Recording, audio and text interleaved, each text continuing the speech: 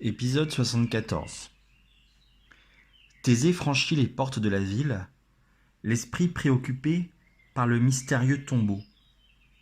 Les rues de Thèbes étaient désertes.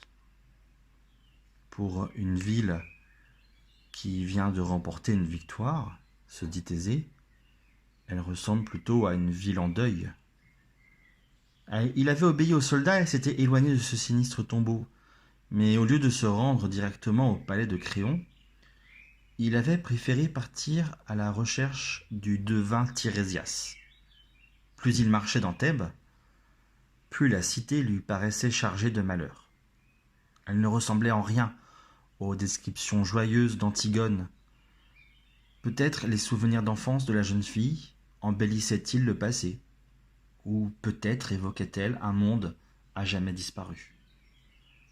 Thésée s'attendait à voir surgir la robe blanche d'Antigone à chaque coin de rue.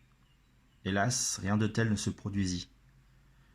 Il arriva à la grotte de Tirésias, en n'ayant croisé que quelques chats errants au pelage triste et un ou deux enfants nus jouant dans la poussière. Le devin était couché, comme s'il n'avait plus la force de se lever. Il reconnut la voix de Thésée, fit un effort pour se redresser et s'assit péniblement. Les deux hommes étaient heureux de se retrouver. « Que se passe-t-il ici ? Comment va Antigone ?» chuchota Thésée. Le devin passa sa main décharnée dans sa barbe blanche et répondit d'une voix hésitante. « Je n'ai pas le courage de te raconter, mon ami. Si tu le veux, prends quelques gouttes de la liqueur verte qui permet d'aller dans le passé et va voir par toi-même. Mais n'oublie pas, tu auras le pouvoir d'observer ce passé, pas celui de le transformer. » Thésée fit signe qu'il acceptait et le devin glissa entre ses lèvres le breuvage amer. Un rire de cristal retentit à ses oreilles. Thésée ouvrit les yeux. Il se trouvait dans la cour du palais du roi de Thèbes. Ce rire jaillissait de la bouche d'une toute jeune fille. Elle s'amusait avec un cerceau qui lui échappait sans cesse des mains. Ses cheveux retombaient en boucles gracieuses sur son front. Elle ressemble à Antigone, se dit Thésée attendri. Une Antigone légère et insouciante, une Antigone que les malheurs n'auraient pas touchée. À l'autre bout de la cour, un couple enlacé marchait à petits pas. L'enfant rieuse les aperçut et se précipita dans leurs jambes.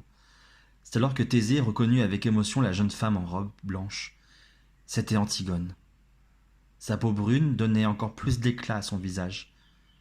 Elle n'avait rien perdu de sa sauvage beauté.